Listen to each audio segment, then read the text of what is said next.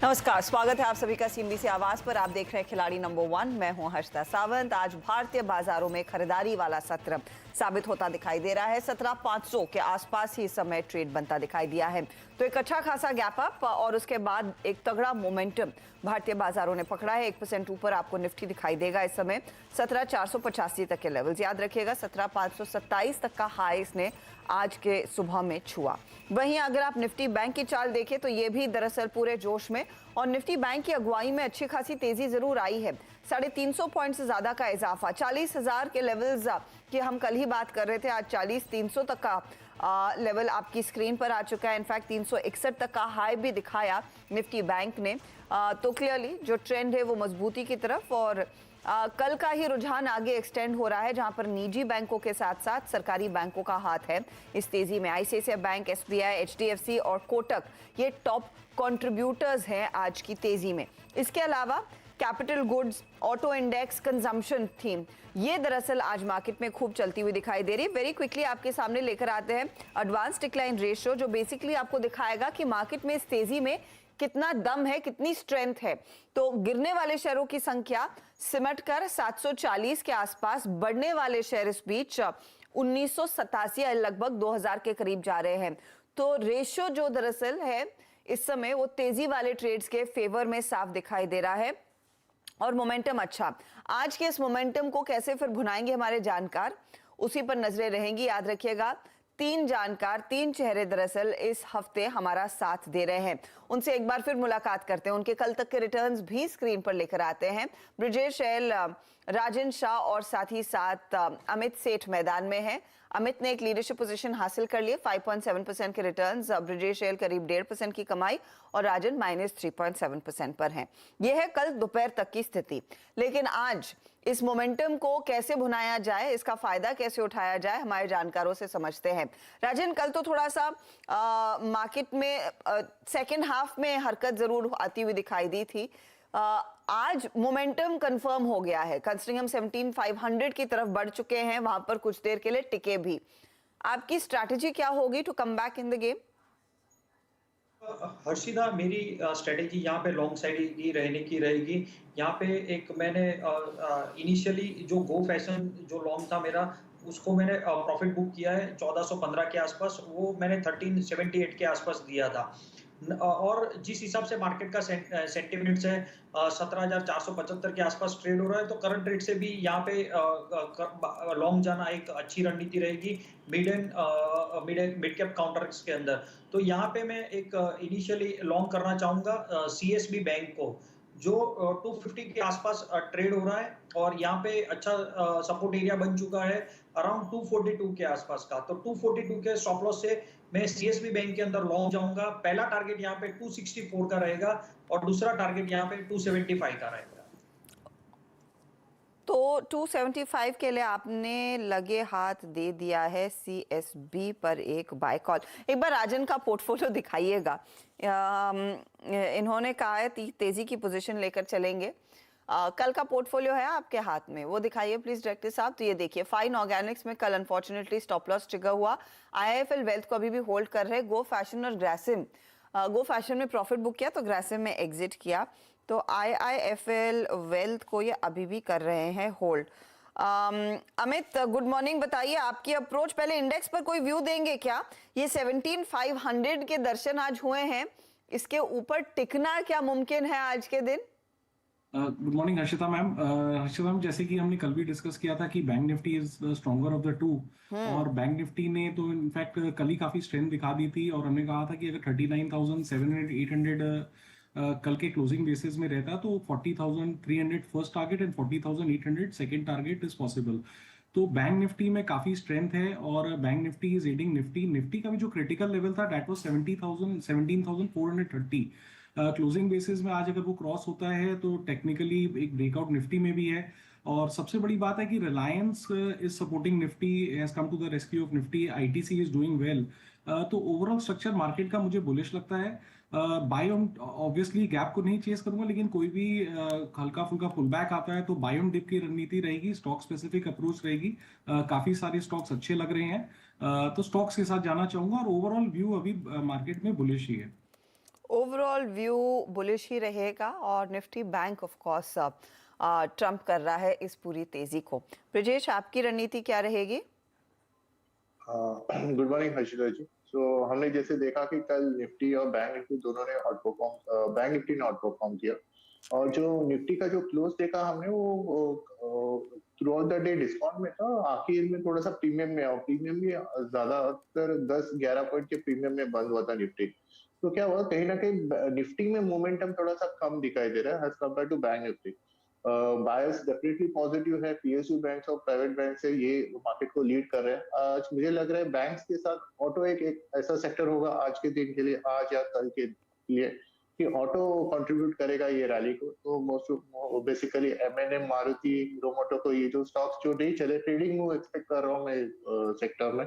तो बैंकिंग के साथ मुझे लगता है ऑटो भी कंट्रीब्यूट करेगा और बैंक निफ्टी को मैं 41,000 के आसपास देख रहा हूँ अगले 1 या 2 दिन में। तो बायर्स काफी स्ट्रॉन्ग पॉजिटिव है ऊपर की तरफ। ओके, तो बायस पॉजिटिव रहेगा ऊपर की तरफ। ये रुझान ब्रिजेश की तरफ से साफ है और ऑटो काउंटर्स पर नजरें रहेंगी। अच्छा, कुछ ट्रेड्स हैं जो काफी चमके हैं, हमारे जानकारों ने जो शॉर्टलिस्ट किए थे आपके लिए खास तौर से कल से आज में, जिनमें परफॉर्मेंस काफी तगड़ा। तो एक तो गो फैशन, जिसका जिक्र राजन अभी अभी कर रहे थे, 1460 के टारगेट के लिए उन्होंने दिया था, वो बड़ा अच्छे रिटर्न्स कमा कर दे चुका है। वहीं गॉडफ्रे फिलिप्स आउट परफॉर्म कर रहा था अमित सेठ के लिए, उसमें भी तगड़े रिटर्न्स बनते हुए दिखाई दिए। इनफैक्ट गॉडफ्रे ने 4.5% तक के रिटर्न्स दिए और बैंक ऑफ बड़ौदा ने 3% तक की कमाई करके दी। इनफैक्ट ये सरकारी बैंकों पर काफी तगड़ी तेजी आई थी और आज भी दरअसल वो तेजी बरकरार है, आगे बढ़ रही है। तो ब्रिजेश बताइए, अब आपका पोर्टफोलियो स्क्रीन पर लेकर आते हैं, दिखाइएगा प्लीज डायरेक्टर साहब ब्रिजेश का पोर्टफोलियो, जहां पर इन्होंने बैंक ऑफ बड़ौदा और पिडिलाइट में कल प्रॉफिट बुक कर लिया। हाल को अभी भी कैरी कर रहे हैं। याद रखिएगा, आज से गांधीनगर में वो 3 दिन के डिफेंस एक्सपो की दरअसल शुरुआत हो रही है और वहां से बड़े ऑर्डर्स भी आने की पूरी संभावना है। कुछ देर पहले सुन ही रहे थे नीरज बाजपेयी की चर्चा बीईएल के मैनेजमेंट के साथ, जहां पर उन्होंने साफ कहा कि इंडिजिनाइजेशन पर सरकार और भारतीय सेना, वायुसेना का काफी जोर है और वहां से अच्छे खासे ऑर्डर्स आगे और बढ़ते हुए दिखाई देंगे। तो एक झलक भी आएगी कि आगे कितना और सरकार खर्च करना चाहती है, किस तरह की टेक्नोलॉजी ये कंपनियां लार्जली आगे डेवलप करेंगी। तो उस पर्सपेक्टिव में हाल भी रेडार पर रहेगा। ये हाल को लेकर क्या कन्विक्शन बढ़ रहा है आपका ब्रिजेश? मैडम, न्यूज के पहले हमने कॉल दिया था, अभी न्यूज के चलते मैं चाहूंगा कि जो भी प्रॉफिट आ रहा है यहाँ पे एक बार प्रॉफिट बुक कर लो, क्योंकि मोमेंटम के हिसाब से ये होगा कि एक बार अभी जो चल रहा है और एक 20-25 पॉइंट का रैली, 2450 तक का रैली है इसमें, बट ट्रेडर्स के पॉइंट ऑफ व्यू में जिनको पैसे बन रहे हैं, मेरे हिसाब से एक बार प्रॉफिट बुक कर लेते हैं, सो दैट कि हम दूसरे स्टॉक्स में हम पोजीशन बना सकते हैं। तो आप फिर इसमें कह रहे हैं कि 24-22 पर आप गेम के लिए भी प्रॉफिट बांध रहे हैं? हाँ मैडम, बुक कर लेते हैं एक बार। ठीक है, तो 24-22 पर प्रॉफिट बुक कर लीजिएगा प्लीज। डायरेक्टर साहब ये नोट करा दीजिए प्रोड्यूसर साहब को। ब्रिजेश, फिर नया ट्रेड कहाँ जोड़ेंगे बताइए? फिर आपके पास मौके हैं 2 ट्रेड जोड़ने के, पहला क्या होगा? मैं टीवीएस मोटर के साथ जाना चाह रहा हूँ, 1113 चल रहा है, मुझे लग रहा है कि ये काफी ऑल टाइम हाई की तरफ 52 वीक हाई पे ट्रेड कर रहा है, इसमें मोमेंटम है। बेसिकली लास्ट 2-3 दिन पहले इसमें एक बार नेगेटिव डाइवर्जेंस बना था, थोड़ा सेल ऑफ आया था, उसको आज उसने नेगेट कर दिया, तो ऊपरी तरफ पे जा रहा है। तो 1115 के साइड जो करंट प्राइस है उसमें मैं उसको बाय लेना चाहूंगा। स्टॉप लॉस रहेगा 1070 का, 1070, और ऊपर की तरफ में 1205, ये मैं रेंज देख रहा हूँ टीवीएस मोटर्स में। तो मुझे लग रहा है ऑटो में ये बेसिकली ये थोड़ा सा मिड कैप काउंटर है, तो इसमें प्रॉफिट थोड़ा ज्यादा देखने को मिल सकता है। तो मैं टीवीएस मोटर पे लॉन्ग जाना चाहूंगा। 1205 के टारगेट के लिए एक मौका, आप स्टॉप लॉस 1070 पर लगाएंगे। याद रखिएगा, टीवीएस मोटर एक आउट परफॉर्मर रहा है टू व्हीलर साइड पर इस पूरे साल। एक तो कंपनी ने अपनी कॉस्ट कटिंग पर काफी ज्यादा जोर दिया, दूसरी तरफ नई टेक्नोलॉजी इजाद की, ईवी बिजनेस में अच्छे खासे स्केल की भी तैयारी कर रहे हैं और आगे अनुमान तो यही है कि जल्द ही कंपनी एक नया पार्टनर भी ऑन बोर्ड करती हुई दिखाई देगी। उसका पूरा फायदा स्टॉक ने पिछले 12 महीनों में कमाया है 90% के रिटर्न्स के साथ, लेकिन आगे गाड़ी बढ़ेगी। 1205 का टारगेट ब्रिजेश दे रहे हैं। अमित सेठ का पोर्टफोलियो प्लीज स्क्रीन पर लेकर आइएगा। अमित का एक तो गॉडफ्रे फिलिप्स था जहां पर जमकर हरकत कल के सत्र में देखने को मिली, 4.5% तक के रिटर्न्स इनके बने। एसबीआई ने इनके लिए अच्छा कंट्रीब्यूट किया और साथ ही सिटी यूनियन बैंक ने भी। तो अमित, आप कंप्लेन तो कर रहे थे कि आपके पहले पिक्स हमारे दूसरे जानकारों ने ले लिए, लेकिन फिर आपका जो पोर्टफोलियो बना उसमें भी काफी बढ़िया रिटर्न्स बनते दिखाई दिए। आज बताइए क्या चुना है? हर्षिता मैम, मेरी पहली नजर है बीएल पे। बीएल पे हम देख रहे हैं फॉलिंग ट्रेंड लाइन से ब्रेकआउट दे रहा है, stock is trading at days high. मुझे लग रहा है ये stock is back in picture. Currently इसका प्राइस 105.6 का है। बाय की सलाह है, स्टॉप लॉस रहेगा 101 का और टारगेट रहेंगे 115 के। सॉरी, टारगेट आपका 115। 115 115 के टारगेट के लिए यहाँ पर एक मौका आपको दिख रहा है। बीएल में तेजी की पोजीशन लेकर चलें। ठीक है, तो ये देखिए एक एक ट्रेड कैथलिक सीरियन बैंक के साथ राजन ने शुरुआत की, बाय कॉल 275 का टारगेट। फिर टीवीएस मोटर दिया है ब्रिजेश ने, और बीईएल पर भी एक तेजी का ट्रेड अमित सेठ दे रहे हैं 115 के टारगेट के लिए। ये फिलहाल आपके लिए एक अपडेट। एलेंबिक फार्मा में दबाव देखने को मिल रहा है इस समय, क्योंकि यूएस एफडीए ने अक्टूबर 4 से 14 के बीच इनके फैसिलिटी में दरअसल जांच की थी और वहां पर कुछ आपत्तियां मिली है। खास तौर से ऑन्कोलॉजी सेगमेंट में ये जो काम कर रहे थे उसमें 4 आपत्तियां यूएस एफडीए ने जारी की हैं। तो वो स्टॉक इस समय नीचे की तरफ ट्रेंड करता हुआ 1% का नुकसान इस समय देखने को मिला। और ऑन्कोलॉजी बिजनेस पर कंपनी काफी बुलिश है, वहां पर एक अच्छा खासा स्केल का प्लान इन्होंने तैयार कर लिया है, लेकिन देखते हैं कि कितनी सीरियस है ये आपत्तियां और कितनी जल्दी ये एड्रेस हो पाएंगी। वो स्टॉक रेडार पर रहेगा। इस बीच कल दोपहर एक अपडेट निकल कर आया था कि वी मार्ट रिटेल और फैशन एंड लाइफस्टाइल ने एक ऑनलाइन प्लेटफॉर्म लाइम रोड को एक स्लम सेल में खरीदा है। अब लाइम रोड मुझे याद है 2012 में ये कंपनी लॉन्च हुई थी। ई कॉमर्स प्ले है ये कंपनी, लेकिन इसमें क्या खास दिखा, और ये करीब करीब $52 मिलियन रेज कर चुकी थी और लगभग जो गणित है $4 मिलियन में इन्होंने खरीदा है। तो क्या फायदा मिलेगा, इस पर बात करने के लिए मेरे साथ जुड़ रहे हैं कंपनी के एमडी ललित अग्रवाल। मिस्टर अग्रवाल, ये क्लियरली एक स्लम्प सेल है, लेकिन आपने क्या वैल्यू देखी है लाइम रोड में जो आपको लगा कि इस प्राइस पर आपको इस कंपनी को एक्वायर करना चाहिए? पहली बात है, ये स्लम सेल जो टर्मिनोलॉजी है, ये स्लम सेल का मतलब और कुछ नहीं होता है। ये एक टैक्स की टर्मिनोलॉजी है जिसके अंदर आप बिजनेस ट्रांसफर एग्रीमेंट बनाते हैं और बिजनेस ट्रांसफर करते हैं। ये बिजनेस जो है कंटिन्यूड बिजनेस था, कंटिन्यूटी में चल रहा था और बिजनेस बड़ा अच्छा है। ये यहाँ पे जो सुची मुखर्जी जो इनकी फाउंडर रही है वो उसने बड़ी अच्छी टीम बनाई है और बड़ा अच्छा बिजनेस डेवलप किया है, गुड टेक्नोलॉजी। और प्राइमरली हमारा मकसद ये है कि देखो, रिटेल के अंदर ज्यादा से ज्यादा कस्टमर जो है वो ऑनलाइन की तरफ शिफ्ट हो रहे हैं और जा रहे हैं। तो लॉन्ग टर्म में जो भारत की जो जनता है वहां पर भी बहुत सारे लोग डिजिटल शॉपिंग करना चाहेंगे और कर रहे हैं। तो उसके लिए हमें कैपेबिलिटी बिल्ड करनी है। हम खुद कोशिश कर रहे थे लास्ट 3 साल से, लेकिन कहीं ना कहीं हमारा फोकस बहुत ज्यादा ऑफलाइन की तरफ है और ब्रिक एंड मोटर रिटेल में है, तो हम बहुत ज्यादा टेक्नोलॉजी की तरफ ध्यान नहीं दे पा रहे थे। तो ये बहुत अच्छी टीम थी और बहुत अच्छा बिजनेस इन्होंने बिल्ड किया। इस ब्रांड के अंदर बड़ी अच्छी परसेप्शन थी। इनकी जो बिजनेस की जो नंबर्स हैं और जो पीएनएल है वो बड़ा अच्छा था compare to any other online retail. तो हमें सब मिला के अच्छा लगा कि यार ये ओमनी रिटेल जो आगे जाके चलेगा, जहां पर खाली ऑनलाइन भी कस्टमर नहीं शॉप करेगा और ऑफलाइन भी नहीं करेगा, दोनों जगह ही करना चाहेगा। तो एक कस्टमर को हमको दोनों एक्सपीरियंस दिलवाना है, तो हमें ये जरूरत थी और ये टीम बड़ी अच्छी हमें मिल गई। तो इस पार्टनरशिप से हम लोग मल्टीपल वे में कस्टमर को डील कर सकते हैं और कस्टमर को बहुत वैरायटी दिखा सकते हैं। और जो कस्टमर हमारे पास आया हुआ है शोरूम में उसको भी बहुत वैरायटी दिख सकती है क्योंकि मार्केट प्लेस है, और जो कस्टमर ऑनलाइन में है उसको भी फिजिकल एक्सपीरियंस मिल सकता है। प्लस हमारी जो 410 दुकानें हैं वहां से हम डिलीवरीज भी बहुत अच्छे से कर सकते हैं, जिससे कि डिलीवरी चीप होती है और फास्ट होती है।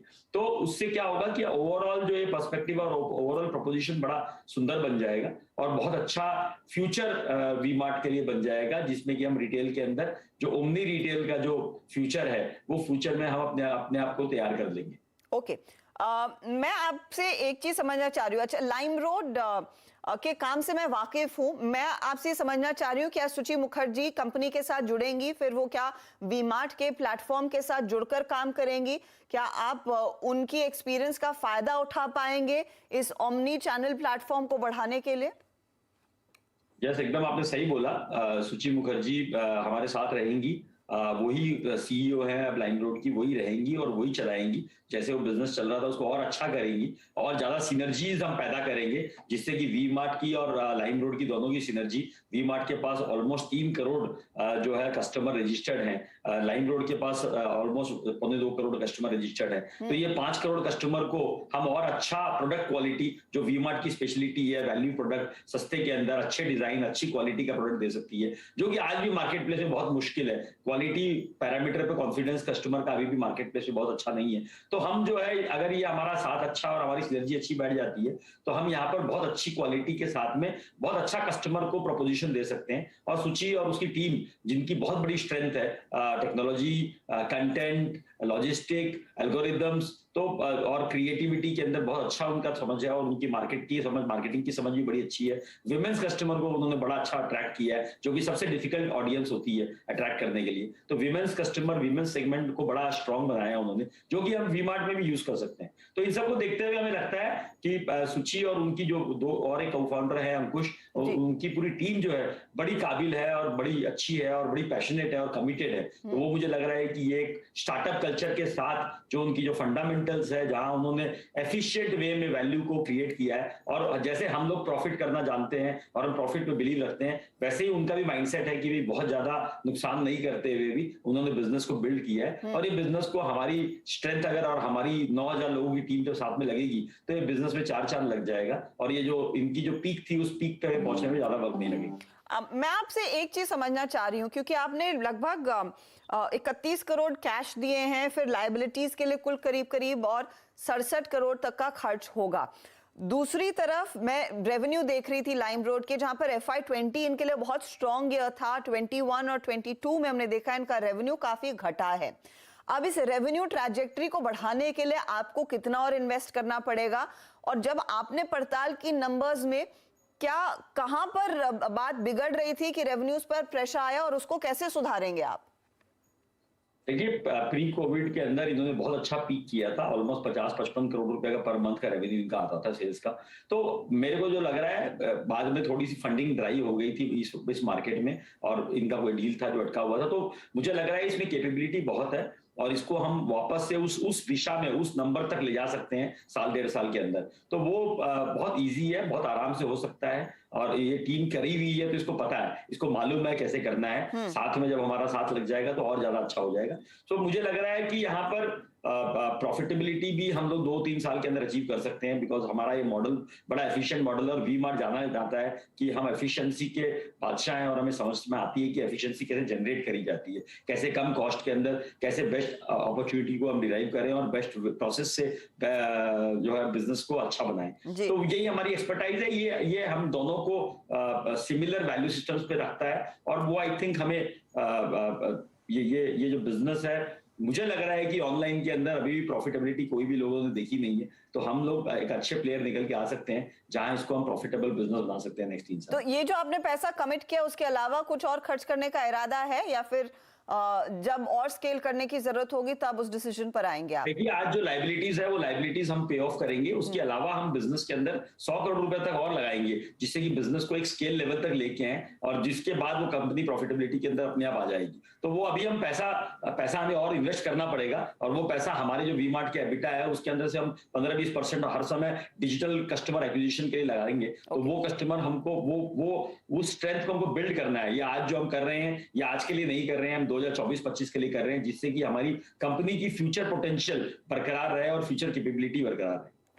ललित अग्रवाल जी, बहुत बहुत शुक्रिया हमारे लिए समय निकालने के लिए। All the very best and good luck to the entire LimeRoad team, जो अब वी मार्ट के साथ मिलकर अपने बिजनेस को और स्केल करती हुई दिखाई देगी। तो ओमनी चैनल में दरअसल वी मार्ट की पहल, लाइम रोड के ऑनलाइन बिजनेस को एक्वायर करने के बाद इनके ऑफलाइन स्टोर्स हम सब जानते हैं वी मार्ट के बहुत प्रसिद्ध है और अब ऑनलाइन में भी एक चैप्टर इनके साथ जुड़ रहा है लाइम रोड के एक्विजिशन के बाद। स्टॉक आपके सामने 2% ऊपर है। लेंगे एक ब्रेक, आगे वापस लौटेंगे। खिलाड़ी नंबर 1 पर हमारे जानकार क्या कुछ और ट्रेड्स जोड़ रहे हैं जानेंगे।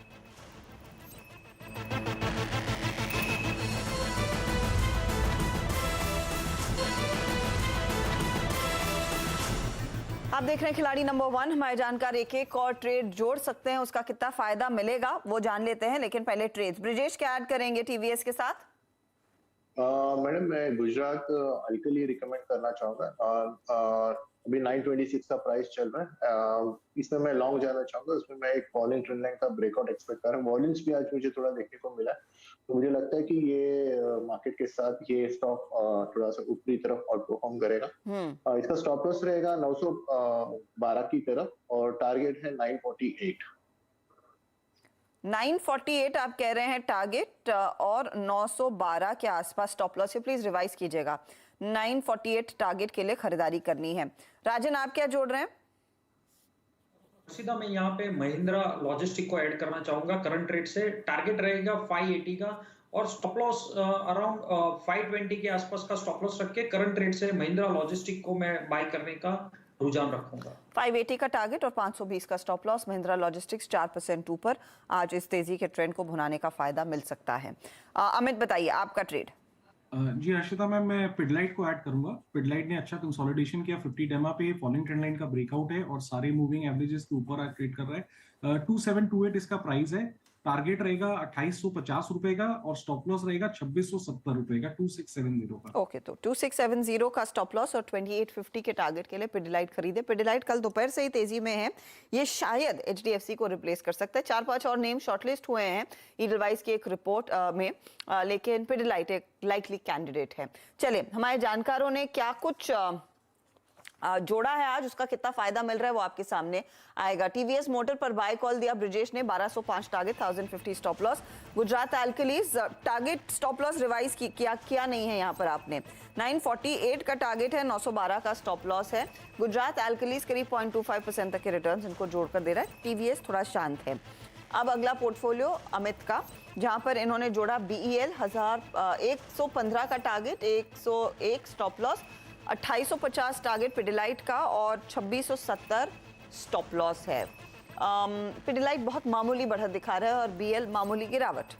अब राजन ने आईआईएफएल वेल्थ एक तो कैरी किया, सीएसबी जोड़ा 275 का target, 242 stop loss. Mahindra logistics इन्होंने ऐड किया, 580 का टारगेट, 520 का स्टॉप लॉस है। अब देखिए रिटर्न्स, आईआईएफएल करीब 1% जोड़ रहा है, नियरली 1.34% के रिटर्न्स महिंद्रा लॉजिस्टिक में, और सीएसबी आधा % जोड़ रहा है। तो इनके जो नेगेटिव रिटर्न्स थे ना, वहां पर थोड़ी सी भरपाई होती हुई दिखाई दे रही है, क्योंकि इनके ट्रेड्स आज चल गए हैं। तो ये देखिए, कल -3.7 पर जाकर रुके थे, लेकिन आज आ गए हैं 2.42% पर।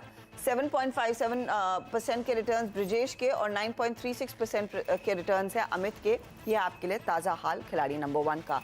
जो भी अपडेट होगा उसका जायजा आप एक बार फिर ले सकते हैं मिड कैप मंत्र में। ऑल द बेस्ट आप तीनों को। लेंगे एक ब्रेक, आगे कमोडिटी मार्केट का पूरा एक्शन।